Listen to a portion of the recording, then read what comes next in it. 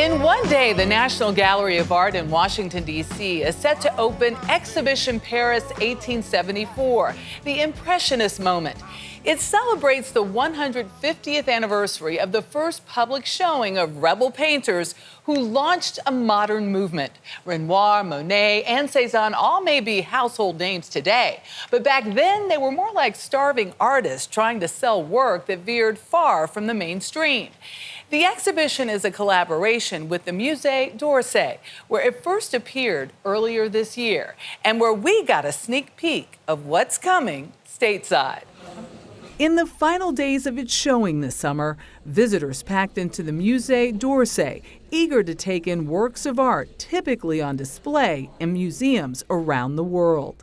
From Auguste Renoir to Camille Pissarro, Paul Cézanne, Edgar Degas, Claude Monet, and Edouard Manet.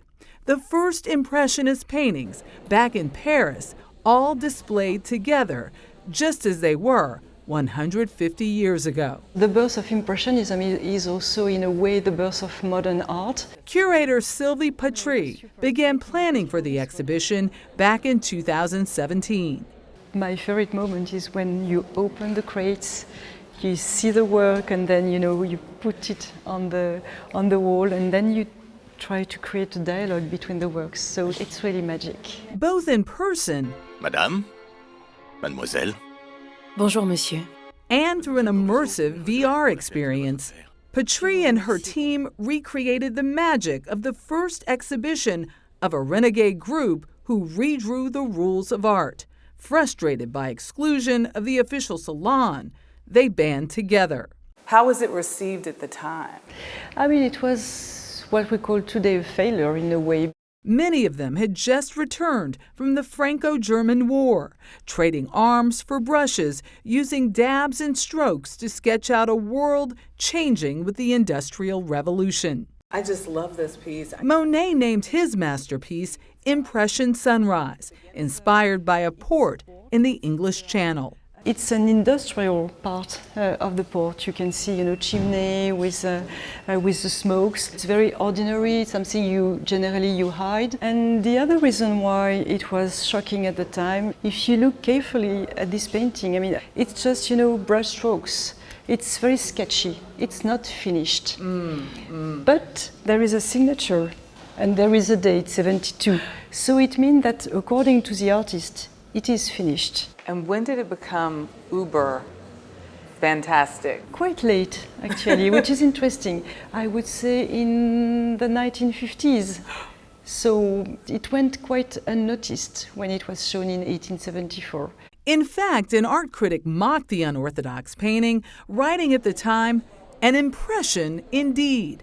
So much a stinging indictment that the artists themselves, they didn't want to use this word of impressionism or impressionist. It came later. Paris 1874 also displayed the official works of the Salon at the time, showing visitors what was in vogue to contrast with the Impressionists. So this is one of Monet's masterpieces. Titled Poppies, which Monet painted in 1873. If you go very close to the painting, it's just, patches of colors, especially the red. What matters to Monet, it's really to give this impression, this sensation that it was done, on the spot, that it was a pure reaction to the light and to what was going on in front of him. Of course, this is not really true. It also featured works not normally accessible to museum goers, like Renoir's La Parisienne, on loan from a museum in Wales. To the works of artists who were pushing boundaries, like Berta Morisot. She was the only woman artist to participate in this show in 1874 under a name, and it was very brave. Reading portrays Morisot's sister, who herself gave up being an artist to have children. So it's also what is about, what is at stake when you look at a painting like this. How can you achieve your career as a woman in the 19th century? Or for that matter, any artist trying to make a living. While these works are now part of the artistic canon, worth tens of millions, they barely made an impression on buyers. The artist exhibited something like 200 works, but they sold only 4 works in 1874. 4 works. 4 out of 200. Because they were looking for a market. They wanted to sell their works. So initially it's commercial, and at the end it's artistic.